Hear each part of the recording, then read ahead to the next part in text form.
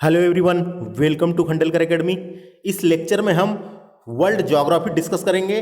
World geography में जो है, इसके पहले वाले लेक्चर में हमने सौरमंडल डिस्कस किए थे। उसके बाद वाले लेक्चर में सूर्य के बारे में जाने थे, सूर्य डिस्कस किए थे। और जैसा कि आप जानते हैं कि सौरमंडल चल रहा था, तो उसमें आज हम आगे का लेक्चर डिस्कस करेंगे। आगे जो ग्रह हैं, 8 ग्रह हैं, उनके बारे में डिस्कस करेंगे। इसके पहले वाले लेक्चर में हमने सूर्य डिस्कस किए थे। जैसा कि आप जानते हैं कि लूसेंट से वर्ल्ड ज्योग्राफी डिस्कस किया जा रहा है। अगर आपको हमारा ये लेक्चर और हमारा ये प्रयास अगर पसंद आएगा तो हमारे इस चैनल को सब्सक्राइब कर लें। निश्चित ही आपको हमारे इस चैनल से पढ़ने में मदद मिलेगी और पूरा वर्ल्ड ज्योग्राफी कंप्लीट कराया जाएगा। तो आइए देरी न करते हुए शुरू करते हैं। कहाँ तक हो गए थे हम? हाँ, तो इसके बाद बुद्ध से चालू करते हैं। और आपको जानकारी के लिए मैं बता दूं कि यह लेक्चर मेरे द्वारा दिया जा रहा है। My name is Vikram Khandelkar. और इसके पहले हमने लूसेंट से विविध वाला, जितना भी स्टैटिक जीके वाला जो टॉपिक है, जिससे वनडे एग्जाम में डायरेक्ट क्वेश्चन पूछ लिए जाते हैं, वो हमने डिस्कस कर चुके हैं, पूरा कंप्लीट कर चुके हैं। आप हमारे चैनल की प्लेलिस्ट में जाके देख सकते हैं। तो आइए शुरू करते हैं देरी ना करते हुए। तो बात करते हैं सबसे पहले बुध ग्रह की। बुध ग्रह को मरकरी भी कहा जाता है क्योंकि सर्वाधिक मरकरी पाया जाता है। तो देखिए बुध ग्रह के बारे में, यह सूर्य का सबसे नजदीकी ग्रह है। सूर्य का सबसे नजदीकी ग्रह है। मैंने इसके पहले वाले वीडियो में आपको बताया था डायग्राम के थ्रू। उसमें सूर्य से सबसे नजदीकी ग्रह है, जो सूर्य निकलने के 2 घंटा पहले दिखाई देता है। पृथ्वी से भी दिखाई देता है यह ग्रह, सूर्य निकलने के 2 घंटा पहले दिखाई देता है बुध ग्रह। तो ये याद रखना है, फैक्ट आता है। यह सबसे छोटा ग्रह है। सौरमंडल का सबसे छोटा ग्रह डायरेक्ट पूछा जाएगा, बुध लगा सकते हैं, मरकरी को कहा जाता है। और सबसे हल्का ग्रह भी है। तो डायरेक्ट क्वेश्चन आएगा सबसे छोटा और सबसे हल्का ग्रह कौन सा है, तो बुध ग्रह है। इसका कोई उपग्रह नहीं है। वेरी इंपॉर्टेंट क्वेश्चन डायरेक्ट पूछ लिए जाते हैं वनडे एग्जाम में कि कौन से ग्रह ऐसा है जिसका एक भी उपग्रह नहीं है, एक भी सैटेलाइट नहीं है जिसका, तो वो है बुध ग्रह। बुध ग्रह और शुक्र ग्रह ऐसे ग्रह हैं सौरमंडल के जिनके पास कोई अपना सैटेलाइट नहीं है, उनका खुद का कोई चंद्रमा नहीं है। तो ये याद रखना है, बुध और शुक्र 2 ग्रह ऐसे जिनका कोई उपग्रह नहीं है। उसके बाद अगला फैक्ट देखते हैं, इसका सबसे विशिष्ट गुण क्या है। इसका सबसे विशिष्ट गुण इसके चुंबकीय क्षेत्र का होना है। इसमें एक चुंबकीय क्षेत्र है, उसका एक विशिष्ट गुण बताता है इस ग्रह का। उसके बाद देखिए, सूर्य की परिक्रमा सबसे कम समय में पूरा कर लेता है। यह सूर्य की जो परिक्रमा है, ये सबसे कम समय में कर लेता है। कितने समय में? 88 दिन में कंप्लीट कर लेता है। मात्र 88 दिन में एक परिक्रमा पूरी कर लेता है। परिक्रमा यानी ये हो गया सूर्य, तो ये उसकी परिक्रमा 1 दिन में कर लेता है। तो ये आपको 88 दिन में कर लेता है। तो ये आपको याद रखना है। सबसे जल्दी कौन परिक्रमा करता है पूछा जाएगा, तो बुध करता है। अर्थात यह सौरमंडल का सर्वाधिक कक्षीय गति वाला ग्रह है। ये कक्षीय गति वाला ग्रह है, ये भी याद रखना है। यह दिन अति गर्म और रातें बर्फीली होती है। यहां दिन अति गर्म होते हैं और रातें बर्फीली होती है। इसका तापमान सभी ग्रहों से सबसे अधिक है, 600 डिग्री सेल्सियस है। इसका तापमान रात में -173 डिग्री सेल्सियस व दिन में 4 to 7 डिग्री सेल्सियस तक हो जाता है। तो यहाँ से एक क्वेश्चन आपको याद रखना है। देखिए यहाँ पे एक फैक्ट लिखा हुआ है, इसका तापमान सभी ग्रहों से अधिक है। लेकिन एक बात मैं आपको जानकारी के लिए बता दूं कि अगर आपको क्वेश्चन पूछा जाएगा कि सबसे गर्म ग्रह कौन सा है, सबसे गर्म ग्रह है शुक्र। तो ये याद रखना है, शुक्र ग्रह ऐसा है जो सबसे गर्म ग्रह है। सूर्य से नजदीक तो बुध ग्रह है, लेकिन सबसे गर्म कौन सा है? शुक्र। ये क्वेश्चन भी आता है, तो याद रखना है आपको। ये क्वेश्चन भी पूछा जाता है।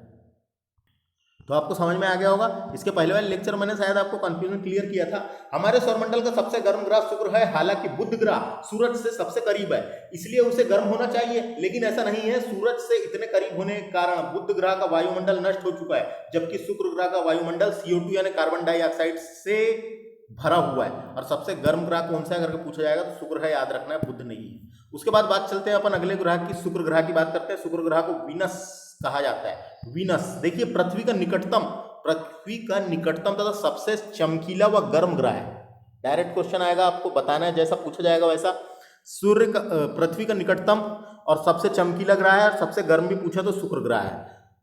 यह सांझ का तारा या भोर का तारा कहा जाता है। देखिए इसे तारा नाम दिया गया है क्योंकि यह सांझ में और भोर में दिखता है, इसलिए इसे तारा कहा गया है, चमकता है करके। लेकिन ये याद रखिए तारा नहीं है, शुक्र है, ग्रह है, ग्रह।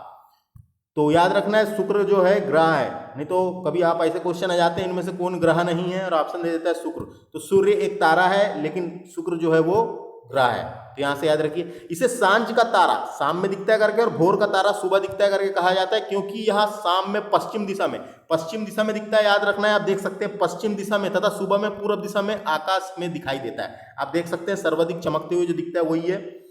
यह अन्य ग्रह की विपरीत, देखिए यहाँ पे गलत लिखा हुआ है, क्लॉकवाइज नहीं है, याद रखना है। यह अन्य ग्रह के विपरीत दक्षिणावर्त चक्रण करता है, यानी एंटी क्लॉकवाइज घूमता है। याद रखना है, एंटी क्लॉकवाइज घूमता है। यहाँ ईस्ट से वेस्ट की तरफ घूमता है, यानी पूरब से पश्चिम की तरफ घूमता है। दो ग्रह ऐसे हैं सौरमंडल में जो पूरब से पश्चिम की तरफ घूमते हैं, यानी विपरीत घूमते हैं, उल्टे घूमते हैं बोला जाता है उनको। एक है शुक्र ग्रह जिसे एक है वीनस और यूरेनस। आप याद रख सकते हैं, मैंने ट्रिक बताया था आपको, जिनके पीछे नस लगा है वो दोनों उल्टे घूमते हैं। एक तो होता है यूरेनस और एक होता है वीनस। ये दो ग्रह ऐसे सौरमंडल में जो विपरीत घूमते हैं, उल्टी दिशा में घूमते हैं, यानी कि ईस्ट से वेस्ट घूमते हैं, पूरब से पश्चिम घूमते हैं, एंटी क्लॉकवाइज घूमते हैं। तो ये आपको पता होना, एंटी क्लॉकवाइज घूमते हैं। जैसे आप मैं पृथ्वी की बात करूं तो पृथ्वी कैसी घूमती है, पृथ्वी जो है वो क्लॉकवाइज घूमती है, यानी पश्चिम से पूरब की ओर घूमती है। जभी तो हमको सूर्योदय पूरब से दिखाई देता है और सूर्य, चंद्रमा और तारे पूरब से पश्चिम की ओर दिखाई देते हैं। कारण क्या है कि पृथ्वी पश्चिम से पूरब की ओर घूमती है। तो समझ में आ गया होगा आपको। लेकिन शुक्र और यूरेनस और वीनस दो ग्रह ऐसे हैं जो उल्टे घूमते हैं, ऐसा याद रखना है आपको। एंटी क्लॉकवाइज घूमते हैं, यानी पूरब से पश्चिम की ओर घूमते हैं। यह पृथ्वी की भागिनी ग्रह भी कहते हैं, सिस्टर ग्रह भी बोल सकते हैं इसको। क्यों? पृथ्वी के समान है करके। इसका घनत्व, आकार और व्यास पृथ्वी के समान है। ये इसलिए आपको याद रखना है, इसे पृथ्वी का भागिनी ग्रह भी कहा जाता है। याद रखना है, क्वेश्चन आता है। और इसके पास कोई उपग्रह नहीं है, मैंने बताया था इसके पास कोई भी सैटेलाइट नहीं है, कोई भी उपग्रह नहीं है। सौरमंडल के दो ग्रह ऐसे हैं जिनके पास कोई उपग्रह नहीं है, एक तो है बुध और एक तो है शुक्र। ये याद रखना है, शुक्र, एक बुध और शुक्र, इनके पास कोई उपग्रह नहीं है। डायरेक्ट क्वेश्चन आते हैं। उसके बाद बात करते हैं अपन बृहस्पति की, जिसे जुपिटर कहा जाता है।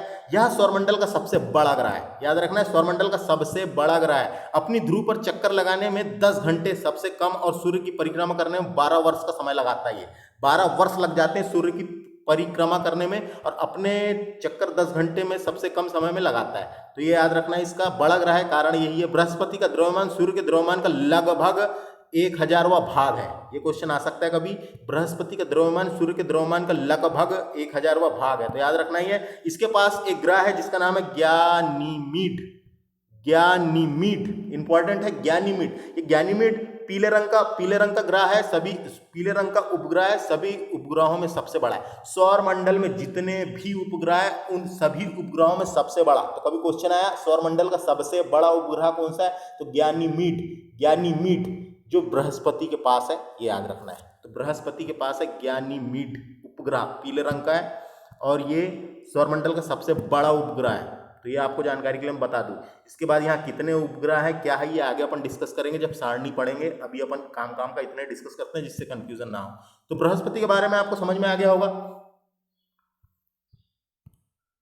और कभी क्वेश्चन पूछा, बृहस्पति को पीले रंग का ग्रह भी कहते हैं, याद रखना है। उसके बाद बात करते हैं अपन मंगल की, वेरी इंपॉर्टेंट। इसे लाल ग्रह कहते हैं, मंगल को लाल ग्रह कहते हैं। आप जानते हैं, इससे परिचित हैं। मंगल को लाल ग्रह, रेड प्लैनेट के नाम से जाना जाता है। इसका रंग लाल आयरन ऑक्साइड के कारण है, याद रखना है, आयरन ऑक्साइड के कारण इसका रंग लाल है। डायरेक्ट क्वेश्चन आएगा, आयरन ऑक्साइड के कारण इसका रंग लाल है। या पृथ्वी के समान 2 ध्रुव है, इसमें ही पृथ्वी के समान 2 ध्रुव है। इसका कक्षा तल 25 डिग्री के कोण पर झुका हुआ है। ये 25 डिग्री के कोण पर झुका हुआ है। इसका कक्ष तल की बात हो रही है, याद रखना है। मैं पृथ्वी के टाइम पे क्लियर करूंगा कक्ष तल को, जिसके कारण उसकी पृथ्वी के समान ऋतु परिवर्तन होते हैं। इसमें भी ऋतु परिवर्तन होते हैं। इसमें दिन का मान एवं अक्ष का झुकाव पृथ्वी के समान है। इसमें दिन का मान और झुकाव पृथ्वी के समान है। यह अपनी धुरी पर 24 घंटे में एक चक्कर पूरा कर लेता है। देखो 24 घंटे में ये भी एक चक्कर पूरा कर लेता है अपनी पृथ्वी में। इसके 2 उपग्रह हैं, 2 उपग्रह इसके इंपॉर्टेंट है। एक है फोबोस, PHOBOS, फोबोस, और Deimos, DEIMOS, Deimos. Direct question आता है, फोबोस और डीमोस किसके उपग्रह हैं, तो मंगल ग्रह के हैं, याद रखना है। Very important question.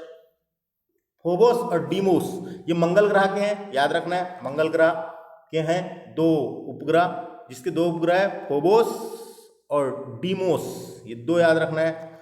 उसके बाद बात करते हैं अपन आगे। सूर्य का परिक्रमा करने में इसे 8-6-7 दिन लग जाते हैं। तो इतने दिन में कर लेता है ये सूर्य की परिक्रमा, तो ये याद रखना है। सौरमंडल का सबसे बड़ा ज्वालामुखी, इस मंगल ग्रह पर सौरमंडल का सबसे बड़ा ज्वालामुखी है जिसका नाम है ओलंपस मेसी। ओलिपस, यानी बुक में ओलिपस लिखा है लेकिन इसका एक और नाम मिलता है ओलंपस, ओलंपस बोलते हैं इसको, ओलंपस मेसी। सौरमंडल का सबसे बड़ा ज्वालामुखी ओलिपस लिखा है बुक में, तो उसको ओलंपस भी कहा गया, तो ओलंपस मेसी। एवं सौरमंडल का सबसे ऊंचा पर्वत निक्स ओलंपिया, इसे निक्स ओलंपिया को ओलंपस पर्वत भी कहते हैं। तो निक्स ओलंपिया है जो माउंट एवरेस्ट से 3 गुना अधिक ऊंचा है, माउंट एवरेस्ट से 3 गुना अधिक ऊंचा है। माउंट एवरेस्ट की ऊंचाई आपको याद होगी शायद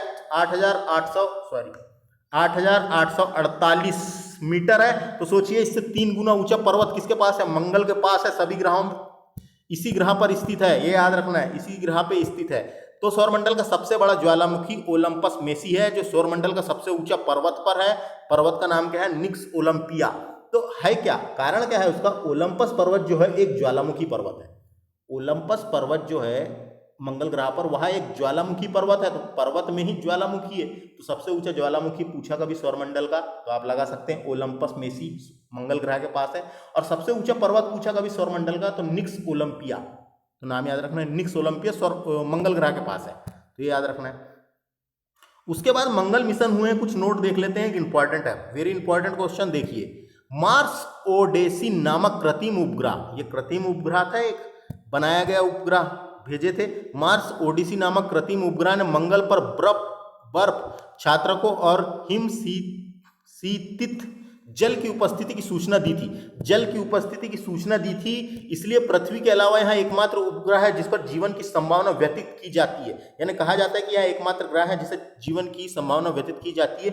6 अगस्त 2012 को नासा का मार्स क्यूरियोसिटी रोवर नामक अंतरिक्ष यान मंगल पर पहुंचा। मंगल ने भेजा था, मंगल पर भेजा था नासा ने 6 अगस्त 2012 को मार्स क्यूरियोसिटी रोवर नामक अंतरिक्ष यान मंगल ग्रह पर भेजा। कहाँ पे उतरा था ये? गेल क्रेटर नामक स्थान पर पहुंचा। ये मंगल ग्रह का स्थान का नाम है गेल क्रेटर नामक स्थान पर पहुंचा। यह मंगल पर जीवन की संभावना तथा उसके वातावरण का अध्ययन कर रहा था, उसके लिए भेजा गया था। जीवन की संभावना और वातावरण का अध्ययन करने के लिए भेजा गया था इसको, तो ये याद रखना है। सबसे पहले नासा ने भेजा, ये याद रखना है, नासा अमेरिका ने भेजा था मंगल पर। उसके बाद भारत भी पीछे नहीं रहा है, भारत ने देख लेते हैं भारतीय अंतरिक्ष अनुसंधान संस्थान इसरो, जानते होंगे आप, इंडियन स्पेस रिसर्च ऑर्गेनाइजेशन, जिसका मुख्यालय बेंगलुरु में है। तो भारतीय अंतरिक्ष अनुसंधान संस्थान ने अपना मंगलयान अपन नहीं भेज चुके हैं, अपना Mangalyaan Mars orbit mission mom mission का नाम था मार्स ऑर्बिट मिशन मॉम। 5 नवंबर 2013 को श्रीहरिकोटा आंध्र प्रदेश से ध्रुवी अंतरिक्ष प्रक्षेपण यान भेजा, यानी PSLV C-25 से प्रक्षेपित किया। तो जो यान का नाम था वो क्या था? PSLV C-25 से प्रक्षेपित किया। यह भारत का पहला अंतर्ग्रही अभियान था, यानी अपने यहाँ ग्राही के बाहर का अभियान था, या भारत का पहला अंतर्ग्रही अभियान था। इसरो सोवियत, देखिए तो समझ में आ गया, डायरेक्ट क्वेश्चन पूछा जाएगा। मंगलयान याद है आपको, मंगलयान भेजा गया था कब? 2013 में, 5 नवंबर 2013 में। कहां से भेजा गया था? श्रीहरिकोटा आंध्र प्रदेश से भेजा गया था। यान का नाम याद रख लीजिए, PSLV C-25 से भेजा गया था, और ये बहुत बड़ी उपलब्धि थी भारत के लिए। और आपको जानकारी के लिए बता दूं कि 2000 की नोट में मंगलयान की फोटो पीछे की तरफ, 2000 की नोट में, 2000 की नोट के पीछे की तरफ मंगलयान की फोटो है, तो ये भी क्वेश्चन याद रखना है। तो इसरो जो है, इसरो इसरो सोवियत अंतरिक्ष कार्यक्रम में नासा यूरोपियन अंतरिक्ष एजेंसी के बाद चौथी अंतरिक्ष एजेंसी जिसने मंगल ग्रह में अपना अंतरिक्ष यान भेजा। तो याद रखना, भारत का स्थान चौथा है, चौथा स्थान पे भारत है। तो भारत का स्थान चौथा है जिसने अपना ग्रह मंगलयान पर भेजा। तो किस किसने भेजा? एक नासा ने भेजा, यूरोपियन अंतरिक्ष एजेंसी के बाद चौथा अंतरिक्ष एजेंसी है जिसने अपना मंगलयान मंगल ग्रह पर भेजा, यानी अपना अंतरिक्ष यान मंगल ग्रह पर भेजा। समझ गए होंगे आप तो ये आप एक इंपॉर्टेंट था जो आपको याद रखना है। तो मंगल ग्रह से इतना ही। मंगल ग्रह के बाद आगे चलते हैं शनि ग्रह से। शनि ग्रह के बारे में आपको जानते हैं, यह आकार में दूसरा सबसे बड़ा ग्रह है। मैंने सौरमंडल वाला जो पहला लेक्चर बनाया था उसमें कौन बड़ा है कौन छोटा है, मैंने वहीं पे पूरा ट्रिक के माध्यम से भी बनाया हूँ और अच्छे से बनाया हूँ, तो आप उसे भी देखना ना भूलें। यह आकार में दूसरा सबसे बड़ा ग्रह है। इसकी विशेषता इसके तल के चारों ओर वलय होना है। वलय होना है, इसमें एक वलय पाई जाती है, रिंग पाई जाती है। अब देखेंगे वलय होना है। मोटे प्रकाश वाली कुंडली, वलय की संख्या 7 है। यहाँ आकाश में पीले तारे के समान दिखाई देता है, या आकाश में पीले तारे के समान दिखाई देता है। इसका घनत्व भी सभी ग्रह एवं जल से भी कम है। इसका घनत्व सभी ग्रहों से कम है, ये याद रखना है।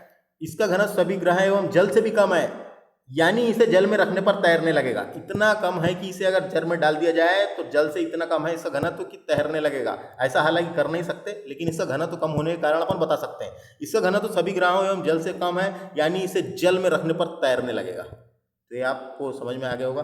उसके बाद आगे देखते हैं, शनि का सबसे बड़ा उपग्रह कौन सा? टाइटन। याद रखना है, टाइटन किसका उपग्रह है? शनि का है।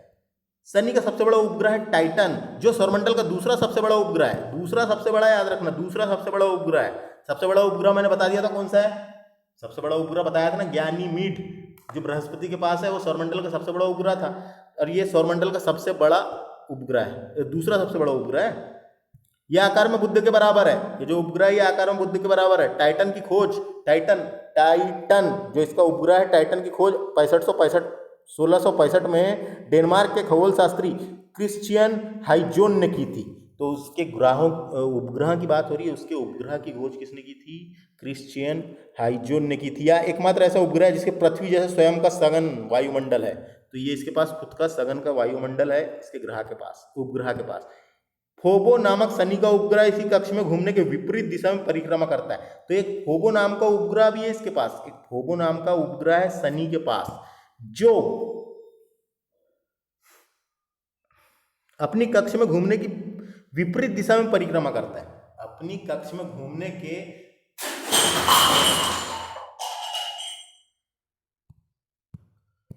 तो शनि से आपको समझ में आ गया होगा। उसके बाद बात करते हैं अपन अरुण की। तो देखिए, याद रखिए, आप डायग्राम बनाते होंगे तो अरुण पहले आता है, याद रखना है। आ अनार का वर्णमाला में पहले आता है, तो अरुण पहले आता है, फिर वरुण आता है। डायग्राम बनाएंगे आप तो याद रखना है। इसे इंग्लिश में यूरेनस भी कहते हैं। तो ये इंग्लिश नाम भी याद रखना है, कई बार इंग्लिश नाम ऑप्शन में दे देता है। इसे यूरेनस कहते हैं। यह आकार में तीसरा सबसे बड़ा उपग्रह है। सॉरी, उपग्रह नहीं है, यह आकार में तीसरा सबसे बड़ा ग्रह है। तीसरा सबसे बड़ा ग्रह है। इसका तापमान लगभग -215 डिग्री सेल्सियस है। दूर होने के कारण कम है, तो 215 डिग्री सेल्सियस है, माइनस में है। इसकी खोज 1781 में विलियम हर्शेल द्वारा की गई थी। विलियम हर्शेल द्वारा की गई थी। ये डायरेक्ट आ सकता है। अरुण की खोज किसने की? विलियम हर्शेल ने की थी। इसके चारों ओर 9 वलयों में 5 वलयों का नाम रखा गया है। एक का नाम अल्फा, बीटा, गामा, डेल्टा एवं इप्सिलॉन। तो ये नाम रखा गया है। इसमें भी वलय है। अपने अक्ष पर पूरब से पश्चिम की ओर, देखिए, अपने अक्ष पर पूरब से पश्चिम की ओर यानी दक्षिणाव्रत घूमता है, जबकि अन्य ग्रह पूरब से पश्चिम घूमते हैं। जबकि पूरे जितने भी ग्रह हैं वो पूरब से पश्चिम घूमते हैं, लेकिन ये एक ऐसा ग्रह है, मैंने बताया था आपको, सौरमंडल में 2 ग्रह ऐसे हैं जो उल्टे घूमते हैं, पूरब से पश्चिम की ओर घूमते हैं, ईस्ट टू वेस्ट घूमते हैं, एंटी क्लॉकवाइज घूमते हैं। तो 2 ग्रह ऐसे हैं जिसके पीछे ये नस लगा है, मैंने बताया था, यूरेनस और वीनस। ये 2 ग्रह ऐसे हैं जो पूरब से पश्चिम की ओर घूमते हैं। तो आपको याद रखना है ना, तो उल्टे घूमते हैं। उसके बाद आगे चलते हैं। इसमें सभी उपग्रहों की पृथ्वी की विपरीत दिशा में परिक्रमा, इसके सभी उपग्रह भी पृथ्वी की विपरीत दिशा में परिभ्रमण करते हैं। तो ये भी एक फैक्ट है। यहाँ से यह अपनी ध्रुवी पर सूर्य की ओर इतना झुका हुआ है, यह अपनी धुरी पर सूर्य की ओर इतना झुका हुआ है कि इसे लेटा हुआ ग्रह भी कहते हैं। याद रखना है, लेटा हुआ ग्रह भी कहते हैं, इसलिए इसे लेटा हुआ ग्रह भी कहा जाता है। इसका सबसे बड़ा उपग्रह टाइटेनिया या टाइटेनिया वो होता है, टाइटेनिया है। तो याद रखना नाम, डायरेक्ट आ सकता है। इसका सबसे बड़ा उपग्रह कौन सा है? टाइटेनिया है। तो याद हो जाएगा, आपको याद रखना पड़ेगा। उसके बाद आगे चलते हैं अपन अरुण से समझ में आ गया आपको। अरुण ग्रह समझ में आ गया। लेटा हुआ ग्रह पूछेगा तो अरुण ग्रह कहा जाता है। उसके बाद बात करते हैं सबसे आखिरी का ग्रह वरुण को नेपच्यून भी कहते हैं। तो याद रखना, नेपच्यून वरुण ग्रह को कहा गया है। इसकी खोज 1846 में जर्मनी के खगोलज्ञ जहान गाले ने की थी। तो ये 2 तो नाम आखिरी के याद रखना है आपको, एक तो विलियम हर्शेल और ये जहान गाले। ये दोनों खोज आखिरी वाले ग्रह हैं, याद रखना है, पूछा जा सकता है। जहान गाले ने की थी। नई खगोल व्यवस्था में यह सूर्य के सबसे दूर स्थित है, व्यवस्था में सबसे दूर स्थित है। यह हरे रंग का ग्रह है, हरे रंग का दिखाई देता है, यानी हरे रंग का ग्रह है, यानी यह हरे रंग के प्रकाश में उत्सर्जित करता है। इसके चारों ओर अतिशील मीथेन के बादल छाए हुए हैं। डायरेक्ट क्वेश्चन आता है, ऐसा कौन सा ग्रह है जिसके चारों ओर मीथेन के बादल छाए रहते हैं? तो वरुण ग्रह है, याद रखना है। इसका इसके उपग्रहों में ट्राइटन ग्रह है, इसका एक उपग्रह है, ये याद रखना नाम, ट्राइटन। वरुण का एक उपग्रह है जिसका नाम है ट्राइटन, तो ये भी याद रख सकते हैं आप। तो ये हो गया वरुण। तो ये थे 8 ग्रह, जिसमें से अब बात करते हैं अपन पृथ्वी की, अपने ग्रह की बात करते हैं और अपने ग्रह के बारे में देखते हैं क्या क्या इंपॉर्टेंट है। तो पृथ्वी आकार में 5वां सबसे बड़ा ग्रह है, ये याद रखना है। क्रम यानी नंबर आ सकता है, कौन से नंबर का ग्रह है, बड़े के आधार पर देखा जाए तो 5वें नंबर का ग्रह है। पृथ्वी का अक्ष अपने कक्ष से, पृथ्वी का अक्ष उसके कक्ष तल से बने लंब से 23.5 डिग्री झुका हुआ है। डायरेक्ट क्वेश्चन आएगा, इंपॉर्टेंट है, याद रखना। पृथ्वी अपने अक्ष पर कितनी डिग्री झुकी हुई है? 23.5 डिग्री झुकी हुई है। क्वेश्चन आता है, पृथ्वी अपने अक्ष पर कैसी झुकी है, कितनी झुकी है? 23.5 डिग्री झुकी हुई है। अक्ष यानी खुद होता है, खुद की जगह होती है। तो पृथ्वी देखो, ये पृथ्वी अपने अक्ष पर ये 23.5 डिग्री ऐसा आएगा, 23.5 डिग्री झुकी हुई है। और पृथ्वी अपने कक्षा यानी कक्ष पर देखो, अक्ष पर पूछेगा तो 23.5 डिग्री झुकी है, ये याद रखना है। और पृथ्वी अपने कक्ष पर 66.5 डिग्री झुकी हुई है। तो दोनों पूछा जाएगा, दोनों याद रखना है। अक्ष पर यानी खुद के अक्ष पर, और कक्ष पर यानी जहां वो घूमती है। तो पृथ्वी अपने अक्ष पर 23.5 और कक्ष पूछा तो 66.5 डिग्री झुकी हुई है। तो दोनों क्वेश्चन यहाँ पे लिखे हुए हैं, तो बता दिया मैंने आपको। देखो ये भी डायग्राम के थ्रू भी बताया गया है। यहाँ पे ये पृथ्वी है, देखो ये 23.5 डिग्री पृथ्वी अपनी अक्ष पर 23.5 डिग्री झुकी हुई है और कक्ष पर 66.5 डिग्री झुकी है। दोनों याद रखना है। यह सौरमंडल का एकमात्र ग्रह है जिस पर जीवन की संभावना है, यह पृथ्वी का एकमात्र ऐसा उपग्रह जिस पर जीवन है। इसका एकमात्र उपग्रह चंद्रमा है। चंद्रमा इसका एकमात्र उपग्रह है, कृत्रिम उपग्रह है। बहुत गलत बता रहा हूं फ्लो में मैं। यह सौरमंडल का एकमात्र उपग्रह जिस पर जीवन है, इसका एकमात्र उपग्रह है जो है चंद्रमा। इसका एकमात्र उपग्रह है चंद्रमा, और ये नेचुरल सैटेलाइट है, जीवाश्म ग्रह भी बोलते हैं चंद्रमा को, तो ये याद रखना है। उसके बाद आगे चलते हैं। इसका विषुवती व्यास यानी डायमीटर कितना है पृथ्वी का? तो 12,756 किलोमीटर का डायमीटर है पृथ्वी का। अगर विषुवती व्यास को देखा जाए, भूमध्य रेखा को देखा जाए, अगर डायमीटर निकाला जाए पृथ्वी का, तो 12,756 किलोमीटर है। और ध्रुवीय व्यास कितना है? 12,713.6 किलोमीटर है। तो दोनों व्यासों का अंतर 43 किलोमीटर है। पृथ्वी का ये मोस्ट इंपॉर्टेंट क्वेश्चन, पृथ्वी का व्यास उसके ध्रुवीय व्यास से, पृथ्वी का जो व्यास है, देखो एक व्यास निकाले पृथ्वी का ये भूमध्य रेखा से, और एक यहाँ से निकाले, तो इन दोनों के बीच अगर देखा जाए तो 43 किलोमीटर का अंतर है। ये बताया गया, इसमें दोनों याद रखना है। पृथ्वी का व्यास 12,756 किलोमीटर, ध्रुवीय व्यास 12,713.6 किलोमीटर है। दोनों के व्यास में 43 किलोमीटर का अंतर है। वेरी इंपॉर्टेंट, ये 43 आता है पेपर में। पृथ्वी का औसत व्यास कितना है? औसत देखा जाए अगर एवरेज निकाल के, तो 12,742 किलोमीटर है, जिसकी गणना सर्वप्रथम इरेस्टनीज ने की थी। इरेस्टनीज याद रखिए, भूगोल शब्द का सर्वप्रथम प्रयोग किसने किया था? इरेस्टनीज ने ही किया था। मैंने सबसे पहले वीडियो में बताया था वर्ल्ड ज्योग्राफी के, और इसने ही इसकी गणना सर्वप्रथम की थी। औसत व्यास निकाला था इनने पृथ्वी का, तो याद रखना ये। सूर्य से पृथ्वी की दूरी कितनी है? 149.6 मिलियन किलोमीटर है, ये याद रखना है, मिलियन किलोमीटर है। 149.6 यानी 149.6 मिलियन किलोमीटर है। मिलियन के बारे में तो आप परिचित होंगे। 1 million is equal to 10 lakh होता है। 10 lakh is equal to 1 million होता है, ये आपको पता होगा शायद। 10 lakh is equal to 1 million होता है। तो इतने किलोमीटर मिलियन दूर है सूर्य। यहां अपने अक्ष पर पश्चिम से पूरब, देखो पश्चिम से पूरब, यहां अपने अक्ष पर पश्चिम से पूरब घूमती है ना पृथ्वी। जब तो हमको सूर्योदय पूरब से, चंद्रमा पूरब से, तारे पूरब से पश्चिम की ओर दिखाई देते हैं, उसका कारण क्या है, पश्चिम से पूरब घूमती पृथ्वी, है ना, ये याद रखना है। पृथ्वी अपने अक्ष पर पश्चिम से पूरब 1610 किलोमीटर प्रति घंटे की चाल से घूमती है, 1610 किलोमीटर प्रति घंटे की चाल से घूमती है और 23 घंटे 56 मिनट और 4 सेकंड में पूरा चक्कर लगा लेती है। आप देखे होंगे चक्कर लगाती पृथ्वी तो 24 घंटे में एक दिन हो जाता है, तो ये उसका एग्जैक्ट टाइम ये है, 23 घंटे 56 मिनट और 4 सेकंड में पूरा चक्कर लगा लेती है। पृथ्वी की उस गति को घूर्ण यानी रोटेशन, घूर्णन या दैनिक गति कहते हैं। इसे गति को दिन रात होते हैं। पृथ्वी के घूमने के कारण दिन रात होते हैं। पृथ्वी घूमेगी, इधर अभी दिन है, जब पृथ्वी घूम के इधर चल जाएगी रात हो जाएगी और इधर दिन हो जाएगा। समझ गए होंगे आप। तो इसे दैनिक गति या घूर्णन गति भी कहते हैं। तो ये मेरी इंपॉर्टेंट रोटेशन आपको याद रखना है। पृथ्वी अपने अक्ष पर घूमती है, अक्ष पर घूमने के कारण ही दिन रात होते हैं, ये बात आपको याद रखना है। उसे दैनिक गति कहते हैं।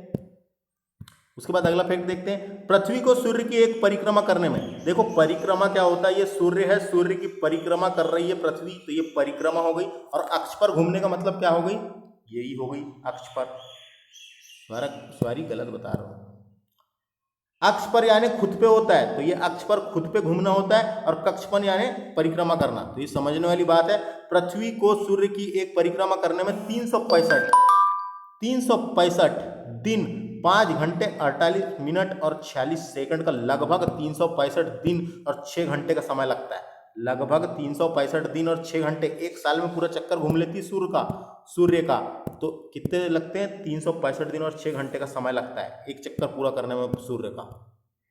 इस समय अवधि के दौरान परिक्रमा पूरी करने में पृथ्वी का मध्य वेग देखिए 30 किलोमीटर प्रति सेकंड की रफ्तार से परिक्रमा करती है। 30 किलोमीटर प्रति सेकंड की रफ्तार से परिक्रमा करती है। 29.8 सेकंड प्रति सेकंड, एग्जैक्ट टाइम है 29.8, और उसको बोला जाए तो 30 किलोमीटर प्रति सेकंड की रफ्तार से परिक्रमा करती है। और खुद में कितनी इससे घूमती करके पूछा जाए तो ये है 1610 किलोमीटर प्रति घंटे की चाल से, है ना, खुद की जगह में घूमती है। और परिक्रमा का टाइम ये है किलोमीटर, तो आप समझ गए होंगे। उसके बाद आगे चलते हैं, और उस परिक्रमा गति को वार्षिक गति कहते हैं। वार्षिक गति कहते हैं जो परिक्रमा करती है, अथवा परिक्रमण कहते हैं, उसे परिक्रमण भी कहते हैं। पृथ्वी को सूर्य की एक परिक्रमा करने में लगे समय को सौर्य वर्ष कहा जाता है। ये सौर्य वर्ष कहा जाता है। प्रत्येक सौर्य वर्ष कैलेंडर वर्ष के लगभग 6 घंटा बढ़ जाता है। प्रत्येक साल 6 घंटा बढ़ जाता है, जिसे हर चौथे वर्ष में लीप वर्ष आता है। लीप वर्ष आता है, आपने सुना होगा, लीप वर्ष आता है, बनकर संयोजित किया जाता है। लीप वर्ष में 366 दिन होते हैं, 366 दिन होते हैं। इस कारण फरवरी माह में 28, देखो 4 साल में एक बार आती है 29 की फरवरी, तो जो 4 घंटे बच रहे हैं, 6 घंटे बढ़ जाते हैं, तो 6 चौके 24, तो ये 24 हो गया, तो एक दिन बढ़ गया, तो एक दिन बढ़ा, तो 28 के स्थान पर 29 का दिन होता है। तो 29 फरवरी 4 साल में एक बार आती है, उसे लीप वर्ष कहते हैं। तो ये याद रखना है। समझ में आ गया होगा आपको, ये कोई दिक्कत नहीं है। पृथ्वी पर ऋतु परिवर्तन उसकी अक्ष में झुकाव के कारण होते हैं। देखिए याद रखना है, मोस्ट इंपॉर्टेंट, दिन और रात तो पृथ्वी के घूमने के कारण होते हैं, लेकिन पृथ्वी के झुकाव के कारण, पृथ्वी के झुकाव जो 23.5 डिग्री झुकी हुई है ना, पृथ्वी के झुकाव के कारण, पृथ्वी के झुकाव के कारण पृथ्वी पर ऋतु परिवर्तन क्यों होते हैं, पृथ्वी के झुकाव के कारण होते हैं। और दिन रात छोटे बड़े भी पृथ्वी के झुकाव के कारण होते हैं। सूर्य के अपेक्षा इसकी स्थिति में परिवर्तन यानी वार्षिक गति के कारण होते हैं। वार्षिक गति के कारण पृथ्वी पर दिन रात छोटे बड़े होते हैं। देखिए बताया है यहाँ पे, दिन रात छोटे बड़े होते हैं झुकाव के कारण। आकार व बनावट की दृष्टि से पृथ्वी शुक्र के समान है, तो शुक्र के समान है, इसलिए उसे पृथ्वी की भागिनी ग्रह भी कहते हैं। जल की उपस्थिति के कारण इसे नीला ग्रह भी कहा जाता है। पृथ्वी को नीला ग्रह भी कहा जाता है जल की उपस्थिति के कारण। सूर्य के बाद पृथ्वी से सबसे निकटतम तारा, देखिए पृथ्वी से सबसे निकटतम तारा पूछा जाएगा तो कौन सा है, सूर्य। लेकिन सूर्य के बाद पृथ्वी से निकटतम तारा प्रॉक्सिमा सेंचुरी है, जो अल्फा सेंचुरी समूह का एक तारा है। पृथ्वी से लगभग 4.22 प्रकाश वर्ष दूर है, 4.22 प्रकाश वर्ष दूर है। तो ये आपको समझ में आ गया होगा पृथ्वी से रिलेटेड। और देखते हैं पृथ्वी से रिलेटेड क्या क्या क्वेश्चन आते हैं। देखिए उसके बाद तो 1-2 क्वेश्चन और मैं आपको बताता हूं। कभी पृथ्वी का औसत तापमान पूछा तो 15 डिग्री सेल्सियस है, याद रखना है, पृथ्वी का औसत तापमान 15 डिग्री सेल्सियस है। और औसत घनत्व पूछा तो 5.5 होता है, तो ये भी याद रखना है। पृथ्वी का औसत घनत्व पूछा तो 5.5, और पृथ्वी का औसत तापमान पूछा, एवरेज टेम्परेचर कितना है, तो 15 डिग्री सेल्सियस होता है। तो ये पृथ्वी से इतना था। उसके बाद नोट रिलेट लिखा हुआ है, एक नोट देख लेते हैं क्या इंपॉर्टेंट कहना चाह रहा है। 24 अगस्त 2006, ये तारीख इंपॉर्टेंट है, डायरेक्ट तारीख आ सकती है। 24 अगस्त 2006 को अंतरराष्ट्रीय खगोलीय विज्ञान संघ, अंतरराष्ट्रीय खगोलीय विज्ञान संघ, ये इंपॉर्टेंट है, IAU के प्राग सम्मेलन, एक सम्मेलन हुआ था। चेक गणराज्य देश है, उसकी राजधानी है प्राग। वहां पे एक सम्मेलन की बैठक में खगोलीय विज्ञान ने प्लूटो का ग्रह होने का दर्जा खत्म कर दिया गया था। प्लूटो को ग्रह की श्रेणी से खत्म कर दिया गया था क्योंकि इसकी कक्षा वृत्ताकार नहीं है और यह वरुण ग्रह की कक्ष में होकर गुजरता है। नई खगोलीय व्यवस्था में प्लूटो को बौने ग्रह की श्रेणी में रखा गया है। यह सूर्य का भी निकटतम तारा है। तो ये याद रखना है, ये आपको डायरेक्ट क्वेश्चन आएगा। प्लूटो को ग्रह की श्रेणी से कब हटाया गया, तो 24 अगस्त 2006 को IAU के सम्मेलन से हटाया गया। सम्मेलन कहाँ हुआ था, प्राग। तो ये आपको पता चल गया होगा, तो ये तो आप पढ़ लिए थे। उसके बाद आगे चलते हैं। देखिए, साइरस और डग स्टार पृथ्वी से 9 प्रकाश वर्ष दूर स्थित है। साइरस और डग स्टार पृथ्वी से 9 प्रकाश वर्ष दूर स्थित है एवं सूर्य से द्विगुनी द्रव्यमान वाला तारा है। यह रात्रि में दिखाई पड़ने वाला सर्वाधिक चमकीला तारा है। तो ये 2 तारे हैं, याद रखना है, साइरस और डग स्टार। ये दोनों तारे हैं जो सूर्य से, जो पृथ्वी से 9 प्रकाश वर्ष दूर स्थित है। तो ये था पृथ्वी के बारे में, जो भी यहाँ पे लिखा हुआ था उस हिसाब से मैंने आपको बताया। आपको इसको याद भी रखना है और बुक जब पढ़ने में आसानी जाएगी तो इसको अच्छे से पढ़ना है। उसके बाद अपन बात करते हैं चंद्रमा की। चंद्रमा, मून की बात कर लेते हैं, जो अपना उपग्रह है, पृथ्वी का एकमात्र उपग्रह मून की बात कर लेते हैं। इससे बहुत से रिलेटेड क्वेश्चन पूछे जाते हैं, तो इसको भी अच्छे से अपन देख लेते हैं। अब बात करते हैं अपन अपने मून की, चंद्रमा की, अपने चंद्रमा की बात कर लेते हैं। तो देखिए, चंद्रमा की सतह और उसकी आंतरिक स्थिति का अध्ययन करने वाला विज्ञान सेलेनोलॉजी कहलाता है। ये याद रखना है, सेलेनोलॉजी चंद्रमा का अध्ययन है, स्टडी ऑफ चंद्रमा। The selenology is the study of surface and physical features of the moon, physical features of the moon. तो ये याद रखना है आपको, सेलेनोलॉजी चंद्रमा के अध्ययन को कहा जाता है। चंद्रमा पर धूल के मैदान को शांति सागर कहते हैं। चंद्रमा के धूल के मैदान को शांति सागर कहते हैं। यह चंद्रमा का पिछला भाग है जो अंधकारमय रहता है या होता है। चंद्रमा का जो पिछला भाग है वो हर समय अंधकारमय होता है, ये याद रखना है। उसका जो पिछला भाग है वो अंधकारमय होता है। तो वेरी इंपॉर्टेंट, चंद्रमा पर धूल के मैदान को शांति सागर कहते हैं, या चंद्रमा का वह पिछला भाग है जो अंधकारमय होता है। तो उसके बाद नेक्स्ट फैक्ट चलते हैं अपन। चंद्रमा के दक्षिणी ध्रुव पर स्थित, चंद्रमा के दक्षिणी ध्रुव पर स्थित LEIBNITJ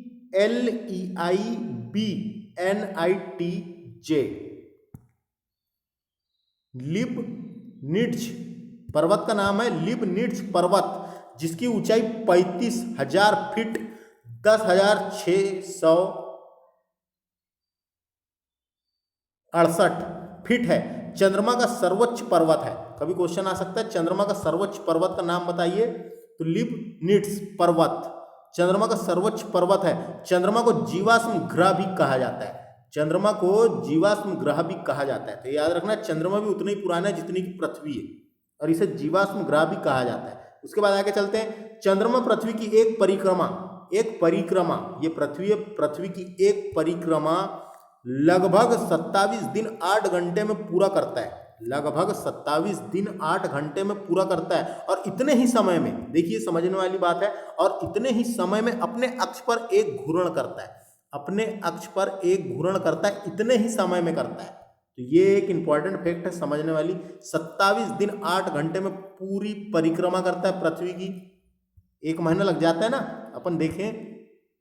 यही कारण है कि चंद्रमा का सदैव एक ही भाग दिखाई पड़ता है। तो ये इंपॉर्टेंट समझने वाली बात है। यही कारण है कि चंद्रमा का एक ही भाग हमको पृथ्वी से दिखाई पड़ता है हर समय, और पृथ्वी से चंद्रमा का लगभग 57 भाग दिखाई देता है। ये इंपॉर्टेंट फैक्ट है एक समझने वाली।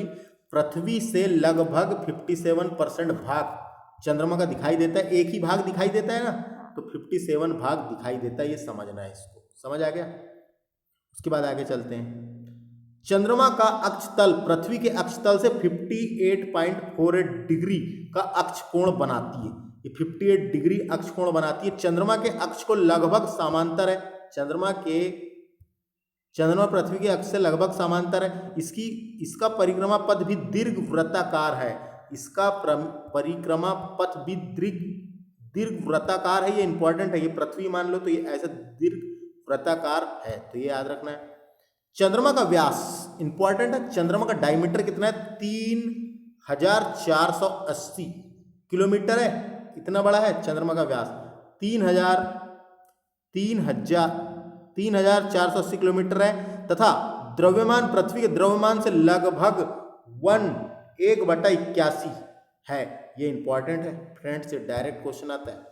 पृथ्वी के द्रव्यमान का लगभग 1/81% है। ये डायरेक्ट क्वेश्चन आएगा, याद रखना है। और इतना ही नहीं, एक और क्वेश्चन आता है कि चंद्रमा का गुरुत्वाकर्षण बल पृथ्वी के गुरुत्वाकर्षण बल का लगभग 1/6% है। तो ये भी याद रखना है। गुरुत्वाकर्षण बल पूछा जाए तो 1/6 और द्रव्यमान पूछा जाए 1/81। तो ये दोनों याद रखना है, कंफ्यूजन नहीं होना है। गुरुत्वाकर्षण बल है।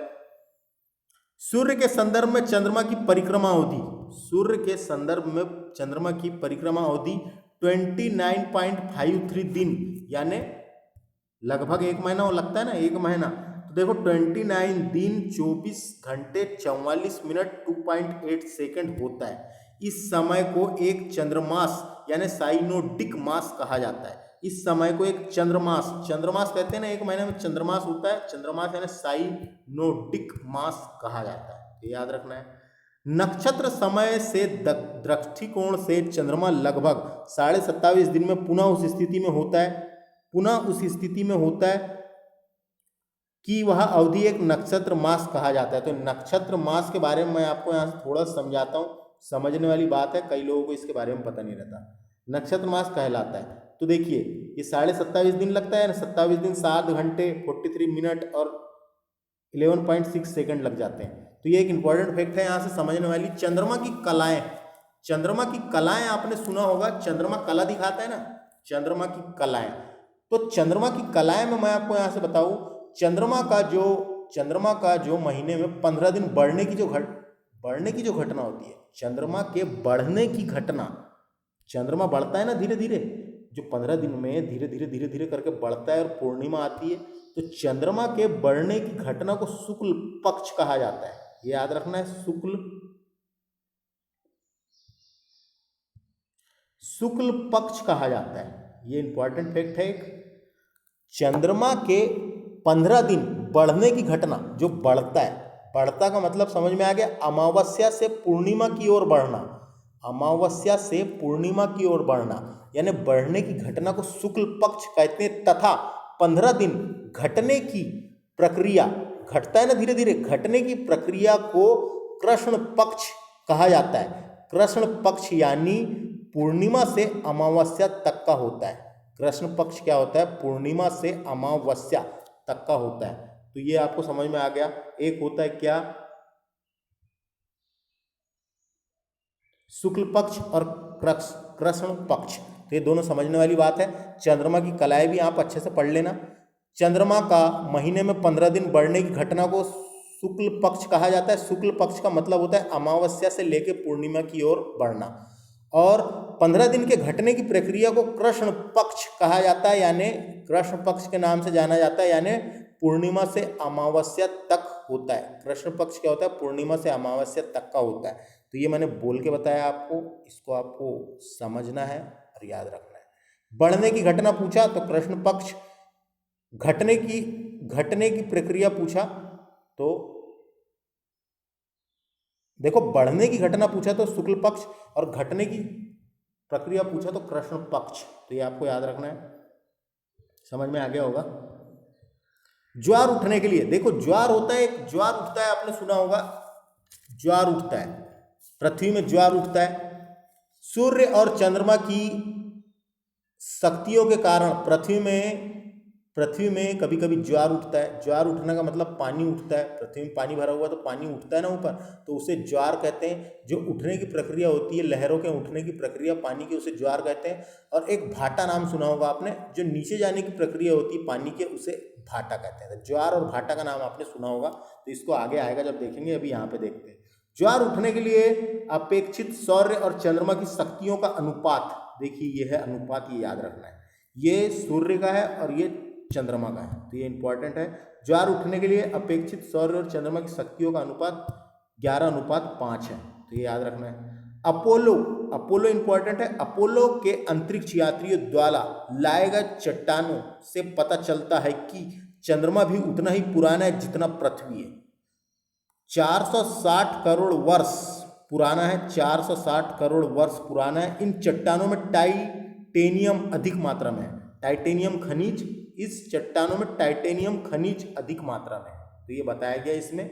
जब वहाँ गए थे चंद्रमा पे, उनने वहाँ से चट्टान लेके आए थे, तो ये। उसके बाद बात करते हैं अपन सुपर मून की। सुपर मून क्या होता है?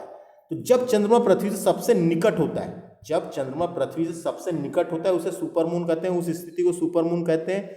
इसे पेरिजी फुल मून भी कहा जाता है, पेरिजी फुल मून भी कहा जाता है। इसमें चांद 14% ज़्यादा बड़ा दिखता है, 14% ज़्यादा बड़ा दिखता है, 30% अधिक चमकीला दिखाई देता है, और 30% अधिक चमकीला दिखाई देता है। और आपको जानकारी के लिए मैं बता दूं कि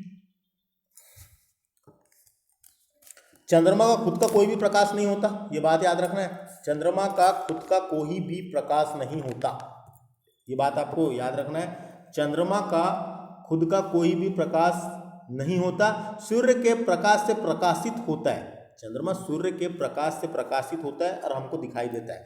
प्रकाश परावर्तित होता है और हमको पृथ्वी से दिखाई देता है। तो चंद्रमा का कोई भी खुद का प्रकाश नहीं होता, सूर्य के प्रकाश से प्रकाशित होता है चंद्रमा, तो अधिक चमकीला दिखाई पड़ता है। अब यह एक इंपॉर्टेंट फैक्ट है, नोट करके लिखा हुआ इंपॉर्टेंट है। चंद्रमा और पृथ्वी के बीच की औसतन दूरी, औसतन दूरी की बात करते हैं, 3,84,365 किलोमीटर है। वेरी इंपॉर्टेंट, डायरेक्ट क्वेश्चन आ सकता है, किलोमीटर में दी हुई है 3,84,365 किलोमीटर है। डायरेक्ट क्वेश्चन आएगा, 3,84,365 किलोमीटर है। चंद्रमा पृथ्वी से चंद्रमा की दूरी की बात कर रहा है, किलोमीटर में है, 3,84,365 किलोमीटर है। उसके बाद आगे चलते हैं। अब क्या होता है ब्लू मून, क्या होता है देख लेते हैं। एक कैलेंडर मास देखे होंगे आपने, एक कैलेंडर माह में 2 पूर्णिमाएं होती है, याद रखना है। एक कैलेंडर माह में 2 पूर्णिमाएं होती है ना, 15 दिन में एक, 15 दिन में एक। 2 पूर्णिमाएं का चांद ब्लू मून कहलाता है। 2 पूर्णिमाओं का चांद को ब्लू मून कहलाता है। इसका मुख्य कारण 2 पूर्णिमाओं के बीच अंतर 31 दिनों तक होना चाहिए। ऐसा 2-3 साल पर होता है। अगस्त 2012 में 2 पूर्णिमा हुई थी एक ही महीने में, 2 तारीख को और 31 अगस्त को, यानी 2 अगस्त और 31 अगस्त एक ही महीने में 2 पूर्णिमा हुई थी, देखे गए थे। इनमें से 30 अगस्त की पूर्णिमा को ब्लू मून कहा जाता है। जो एक ही माह में 2 पूर्णिमा होती है, तो सेकंड वाली पूर्णिमा होती है, उसे ब्लू मून कहा जाता है। जबकि किसी वर्ष विशेष में 2 या 2 से अधिक माह ब्लू मून के होते हैं, जबकि किसी वर्ष में 2 या 2 से अधिक माह ब्लू मून के होते हैं, उसे मून ईयर कहा जाता है। याद रखना है, 2018 मून ईयर होगा, 2018 मून ईयर होगा था, तो ये याद रखना है ना। उसके बाद एक नोट देख लीजिए जो इंपॉर्टेंट है, note sea of tranquillity. Sea of tranquillity चंद्रमा का वह स्थान है जहां अमेरिका का अंतरिक्ष यान अपोलो उतरा था, अपोलो 11 उतरा था। आपको याद होगा अपोलो 11, चंद्रमा पर उतरने वाले पहले व्यक्ति जो थे वो थे नील आर्मस्ट्रॉन्ग। 20 जुलाई 1969 को अपोलो 11 यान से चंद्रमा पर उतरे थे, तो ये आपको याद होगा। तो चंद्रमा पर उतरने वाले पहले व्यक्ति थे नील आर्मस्ट्रॉन्ग। 20 जुलाई 1969 की बात है, अपोलो 11 यान से उतरे थे, तो ये बताया गया। वो उतरे थे जो स्थान पे, वो स्थान का नाम क्या है, सी ऑफ ट्रैंक्विलिटी। चंद्रमा का वह स्थान है जहां अमेरिका के अंतरिक्ष यान अपोलो 11 उतरा था, ये आपको याद रखना है। मैंने जो तारीख बताया उतरने की, 20 जुलाई 1969 को चंद्रमा पर उतरने वाला पहला व्यक्ति था नील आर्मस्ट्रॉन्ग। अमेरिका पहला देश था जो चंद्रमा पर मानव भेजा था, याद रखना है, ये आपको याद है। उसके बाद अपन बात करते हैं, यहाँ से देखो थोड़ा सा यार लेक्चर को और देख लेते हैं, वीडियो थोड़ा सा लंबा होगा लेकिन इसको भी खत्म कर ही देते हैं। बौने ग्रह क्या होते हैं, बौने ग्रह क्या होते हैं, आपको इसके बारे में भी जानकारी होना। बौने ग्रह क्या है, तो बौने ग्रह की अगर डेफिनेशन देखा जाए तो बौने ग्रह जो होते हैं, बौने ग्रह क्या होते हैं, बौने ग्रह एक ऐसा आकाशपिंड होता है जो किसी अन्य ग्रहों की परिक्रमा नहीं करता, जो किसी अन्य ग्रहों की परिक्रमा नहीं करता तथा ग्रह के सामान्य उसमें कोई भी गुण प्रदर्शित नहीं होता, ग्रह के सामान्य उसमें कोई भी गुण प्रदर्शित नहीं होता, उसे बहुने ग्रह की संज्ञा दी गई है। तो बहुने ग्रह कौन से तो देखो, एक प्लूटो है, प्लूटो को यम भी बोलते हैं, ये याद रखना, यम प्लूटो को कहते हैं। प्लूटो IAU ने इसका नया नाम 134,340 1,34,340 रखा है। तो ये नाम याद रखना, एक नाम रखा है। इसकी खोज कब हुई थी प्लूटो ग्रह की? 1930 में हुई थी। 1930 में क्याड टामवो नाम के वैज्ञानिक ने की थी। क्याड टामवो नाम के वैज्ञानिक ने 1930 में इसकी खोज की थी प्लूटो की। तो इंपॉर्टेंट है, यहां से याद रखना है। अंतरराष्ट्रीय खगोलीय विज्ञान संघ के अनुसार 2006 में 24 अगस्त 2006 में जो सम्मेलन हुआ था उसके अनुसार प्लूटो को ग्रह की श्रेणी से अलग कर दिया गया है, उसे बहुने ग्रह की संज्ञा दी गई है। उसके बाद देखो ये आगे वही लिखा हुआ है जो मैं बताया, अगस्त 2000, कौन सा अगस्त है? 24 अगस्त 2006 के IAU की प्राक सम्मेलन में ग्रह कहलाने की मानदंड पर खरा नहीं उतरा के कारण यम को ग्रह की श्रेणी से अलग कर बहुने ग्रह की श्रेणी में रखा गया है। यम को ग्रहों की श्रेणी से निकाल जाने का कारण क्या है? तो ये 3 कारण दिए हुए हैं जो ऑब्जेक्टिव टाइप में पूछे जा सकते हैं, तो देखना है इसे। इसका आकार चंद्रमा से छोटा होना, इसका आकार चंद्रमा से भी छोटा था, एक कारण ये था। इसकी कक्षा का वृत्ताकार नहीं होना, इसकी जो कक्षा था वो वृत्ताकार नहीं थी। वरुण की कक्ष को काटता था, ये जब घूमता था तो वरुण की कक्ष को काटता था, इसलिए ये कारण है इसको बाहर करने का। तो एक कारण आपको याद रखना है, कभी आ सकता है। उसके बाद सेरस की बात कर लेते हैं, CERES सेरस। इसकी खोज इटली के खगोल शास्त्री पियाजी ने की थी। पियाजी वैज्ञानिक है, एक पियाजी ने की थी, खगोल शास्त्री पियाजी ने की थी किसकी? सेरस की। सेरस भी एक बहुना ग्रह है, याद रखना, इंपॉर्टेंट है, आता है। IAEA की नई परिभाषा के अनुसार इसे बहुने ग्रह की श्रेणी में रखा गया है। इसकी संख्या 1 से जाना जाता है, इसे संख्या 1 से जाना जाता है साइरस को। इसका व्यास बुध के व्यास से 1/5 भाग है, तो ये बात याद रखना, 1/5 भाग है। अन्य बहुने ग्रह, तो 2-3 बहुने ग्रहों के नाम है जो अपन देख लेते हैं, याद रखना है। जैसे कि देखो, अन्य बहुने ग्रह हो गए, चेरान हो गया, 2003 UB 313। इरिस नाम का बहुना ग्रह है एक, तो ये भी याद रखना है, ये इरिस नाम का बहुना ग्रह है। 2-3 बहुने ग्रहों के नाम मैं आपको बताता हूँ जो याद रखना है। सबसे पहले तो याद रखिए सेरस, ये इंपॉर्टेंट है, कभी आ सकता है, क्या है? बहुना ग्रह है। फिर तो प्लूटो को तो कौन नहीं जानता, तो प्लूटो बहुने ग्रह की श्रेणी में रखा गया है ये। उसके बाद एक है इरिस, ये बहुना ग्रह है, ये भी नाम याद रखें। उसके बाद देखा जाए तो मेक, ये भी एक बहुना ग्रह है। मेक, ये भी एक बहुना ग्रह है। उसके बाद एक और है HAUMEA, ये भी एक बहुना ग्रह है, जिसे क्या कहा गया है? हाउमेया, इसे हाउमेया कहते हैं, हाउमेया। तो ये भी एक ग्रह है, बहुना ग्रह है। तो ये बहुने ग्रह के कुछ नाम बताया मैंने, सेरस, प्लूटो, इरिस, मेक, हाउमेया। तो ये 2-3 नाम थे जो आपको याद रखना है, क्या है? ये बहुने ग्रह है। अन्य बहुने ग्रह देख रहे थे अपन, तो ये थे बहुने ग्रह, तो ये आपको याद रखना है। उसके बाद देखिए सौर परिवार की सारणी दी हुई है, तो एक सारणी देख लेते हैं जो मैं आपको क्विकली रिवीजन करवाता हूँ सारणी का। तो इसको याद रखना है, सारणी क्या है, सारणी से क्या क्या क्वेश्चन आ सकते हैं। देखिए सौर परिवार की सारणी में अगर देखा जाए तो क्या क्या क्वेश्चन बन सकते हैं। देखो पूरे ग्रह दिए हुए हैं यहाँ पे 8 ग्रह, ये जो बता रहे हैं सारणी, ये किसके अनुसार है? IAU के अनुसार है, अंतरराष्ट्रीय खगोलीय विज्ञान संघ के अनुसार है। देखिए सबसे पहले बात करते हैं बुध की। बुध का व्यास कितना? डायमीटर 4878 है, तो ये याद रखना है। और इसके परिक्रमा काल कितनी है? परिभ्रमण काल अपने कक्ष पर कितने दिन? तो ये 58.6 दिन में घूम जाता है अपने कक्ष पे। और सूर्य की परिक्रमा करने में 88 दिन लगाता है, और इसका कोई उपग्रह नहीं है, ये याद रखना है, बुध का कोई उपग्रह नहीं है। उसके बाद बात करते हैं अपन शुक्र की। शुक्र बिल्कुल पृथ्वी के समान है और इसका भी कोई उपग्रह नहीं है। देखिए 243 दिन लगाता है ये अपनी कक्ष में घूमने में, और 224 दिन में सूर्य की परिक्रमा करता है, और इसका भी कोई उपग्रह नहीं है। तो 2 याद हो गए आपको। उसके बाद बात करते हैं अपन पृथ्वी की। पृथ्वी का औसत व्यास पूछा जा सकता है। ये जो व्यास दिया हुआ 12 12,756 12,714 के बीच है। ये 24 घंटे यानी 23.9 घंटे में अपने अक्ष पर घूमती है ना जब, तो एक दिन कंप्लीट हो जाता है, तो ये याद रखना है। और पूरा परिक्रमा सूर्य की कितने दिन में करती है? 1 साल लग जाता है, तो ये 1 साल में 365.26, ये भी याद रखना है, 365 दिन 0.26 दिन यानी 0.26 दिन में अपना। और इसका एकमात्र उपग्रह है चंद्रमा, किसका? पृथ्वी का, तो ये याद रखना है। देखिए डायमीटर इसका याद रख सकते हैं, और ये तो आपको याद ही है, कोई दिक्कत नहीं। मंगल की बात करते हैं, मंगल से एक इंपॉर्टेंट क्वेश्चन है यहाँ से, मंगल से बन सकता है इसके मंगल ग्रह के 2 उपग्रह इंपॉर्टेंट है, 2 ही उपग्रह और 2 इंपॉर्टेंट है। मैंने बताया था आपको इसके यही वाले लेक्चर में, फोबोस और डीमोस इसके 2 उपग्रह है, फोबोस और डीमोस में मैं आपको एक और चीज बता दूं, फोबोस और डीमोस जो ग्रह है उनमें सबसे बड़ा कौन सा है और सबसे छोटा कौन सा है करके आ सकता है ना, तो इसको भी अपने को याद रखना है, सबसे बड़ा कौन सा है और सबसे छोटा कौन सा है। तो बता रहा हूं आपको, डीमोस जो है वो सबसे छोटा है, ये याद रखना, डीमोस और फोबोस ये किसके उपग्रह? मंगल के, और छोटा कौन सा है? डीमोस छोटा है।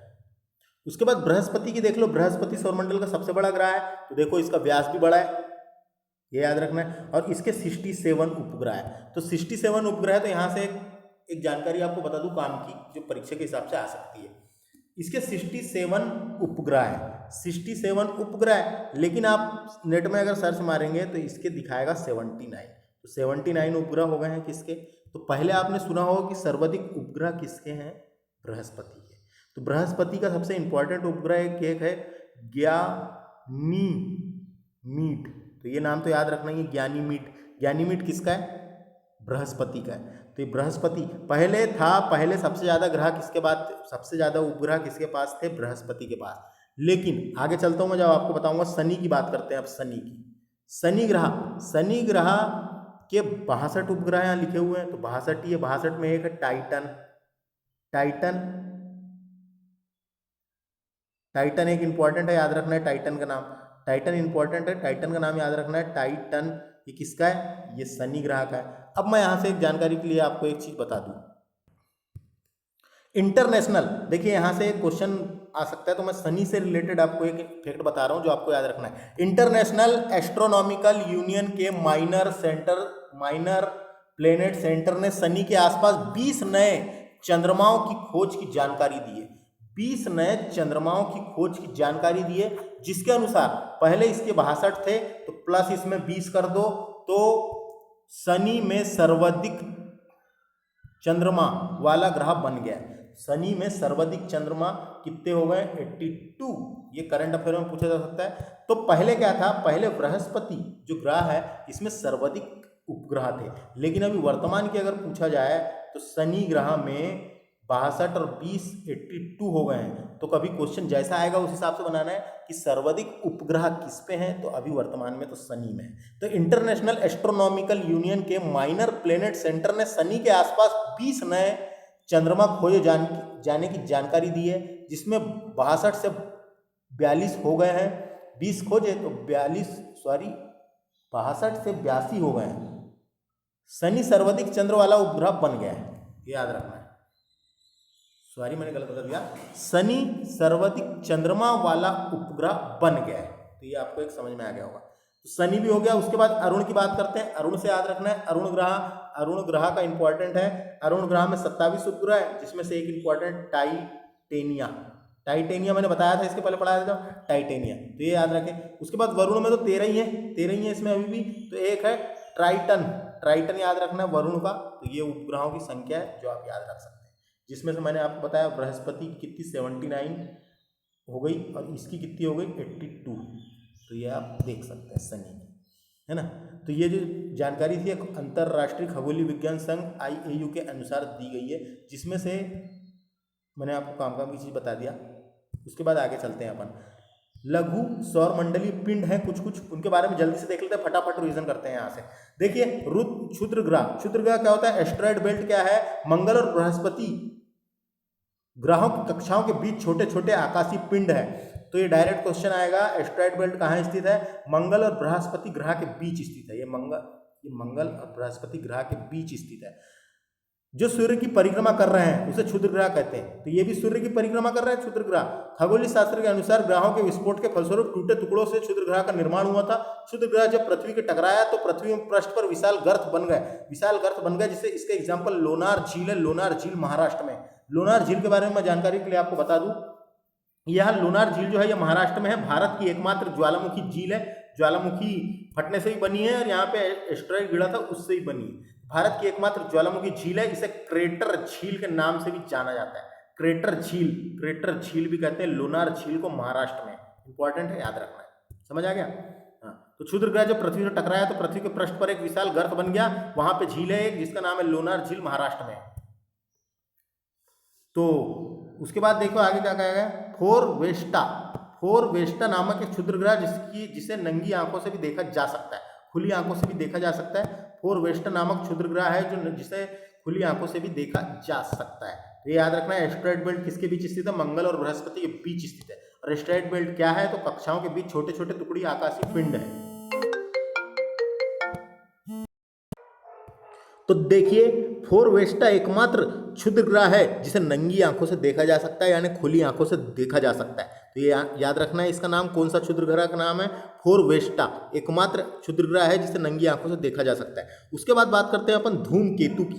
धूमकेतु क्या होते हैं? इसे इंग्लिश में कोमेट कहा जाता है। कोमेट, तो याद रखना है धूमकेतु क्या होते हैं। देखिए, सौरमंडल के छोर पर बहुत सी छोटी छोटी अरबों पिंड विद्यमान है जो धूमकेतु या पुच्छल तारा कहलाते हैं। धूमकेतु को ही पुच्छल तारा कहा जाता है। याद रखना है, पुच्छल तारा, जिसकी पूंछ होती है पुच्छल तारा। यह गैस एवं धूल का संग्रह है जो आकाश में लंबी चमकदार पूंछ सहित प्रकाश में चमकीले गोले के रूप में दिखाई देता है। धूमकेतु केवल तभी दिखाई पड़ता है जब सूर्य की ओर अग्रसर होता है, सूर्य की ओर बढ़ता है, यानी सूर्य की ओर अग्रसर होता है, क्योंकि सूर्य किरण इसकी गैस को चमकीला बना देती है। धूमकेतु की पूंछ हमेशा सूर्य से दूर होती दिखाई देती है। ये इंपॉर्टेंट फैक्ट है, याद रखना है। धूमकेतु की पूंछ हमेशा सूर्य से दूर होती दिखाई देती है। सूर्य की ओर अग्रसर होता है लेकिन सूर्य से दूर होती दिखाई देती है। तो ये याद रखना है, एक इंपॉर्टेंट समझने वाली बात है। उसके बाद देखिए, एक पुच्छल तारा का नाम है जिसका नाम है हेलो। हेलो नामक धूमकेतु का परिक्रमण काल। हेलो नामक धूमकेतु का हेलो ये नाम है। हेलो नामक धूमकेतु का परिक्रमा काल 76 वर्ष है। 76, याद रखना 76 वर्ष है। यह अंतिम बार 1986 में दिखाई दिया था। ये क्वेश्चन आ सकता है, हेलो नामक पुच्छल तारा कब दिखाई दिया था? 1986 में दिखाई दिया था। और अगली बार ये 76 वर्ष बाद दिखता है, तो इसमें 76 जोड़ना है अपने को। अगली बार ये 2062 में दिखाई देगा। तो डायरेक्ट क्वेश्चन आ सकता है, हेलो नामक पुच्छल तारा कितने वर्ष में दिखाई देता है? 76 वर्ष बाद दिखाता है, उसका परिक्रमण काल है। और पहले ये कब दिखाई दिया था? इसके पहले तो 1986 में दिखाई दिया था और 2062 में दिखाई देगा। क्या नाम है इसका तारे का? हेलो नामक पुच्छल तारा, जिसे धूमकेतु भी कहा जाता है। उसके बाद आगे चलते हैं अपन, आगे बात करते हैं। देखो, धूमकेतु हमेशा के लिए टिकाऊ नहीं होता, फिर भी प्रत्येक धूमकेतु के लौटने का समय निश्चित होता है। टिकाऊ नहीं होता लेकिन निश्चित होता है समय उसके लौटने का। उसके बाद बात कर लेते हैं अपन उल्का की। उल्का के बारे में अपन सुने होंगे। उल्का मेटियोर्स कहते हैं उल्का को इंग्लिश में। तो देखिए, उल्का प्रकाश की चमकीली धारी के रूप में दिखाई देता है जो आकाश में क्षण भर के लिए दमकती है। आकाश में क्षण भर के लिए दमकती है और लुप्त हो जाती है। उल्काएं क्षुद्र ग्रहों के टुकड़े व धूमकेतुओं द्वारा पीछे छोड़े गए धूल के कण हो सकते हैं, यानी होते हैं। तो आपको समझ में आ गया होगा, इसकी डेफिनेशन भी कभी आया। उल्का क्या है? तो उल्का क्या है? उल्का प्रकाश की चमकीली धारा के रूप में दिखाई देता है जो आकाश में क्षण भर के लिए दमकता है, लुप्त हो जाता है। उल्काएं क्षुद्र ग्रहों के टुकड़े हो सकते हैं, धूमकेतु द्वारा पीछे छोड़े गए धूल के कण भी हो सकते हैं। तो ये होते हैं, करके याद रखना है। उल्का क्या, तो आपको समझ में आ गया। इसके बाद वाले लेक्चर में हम पृथ्वी और उसका सौरिक संबंध डिस्कस करेंगे। याले लेक्चर में हमने सौरमंडल के 8 ग्रह डिस्कस किए थे, सौरमंडल के 8 ग्रह डिस्कस किए थे। और सोलर सिस्टम का ये पार्ट 3 था, पार्ट नंबर 3 था। थोड़ा बड़ा हो गया। सोलर सिस्टम का 3 लेक्चर के रूप में डिस्कस किए, 3 लेक्चर में डिस्कस किए। तो इसके बाद वाले लेक्चर में आगे डिस्कस करेंगे। और इस लेक्चर में हमने पार्ट 3 डिस्कस किए थे सोलर सिस्टम का। और 8 ग्रहों के बारे में जाने थे। तो आपको हमारा लेक्चर कैसा लगा आप हमें कमेंट करके बता सकते हैं, और हमारे इस चैनल को सब्सक्राइब कर लें जिससे आपको नई नई अपडेट मिलते रहे, और निश्चित ही वर्ल्ड ज्योग्राफी पूरा कंप्लीट कराया जाएगा।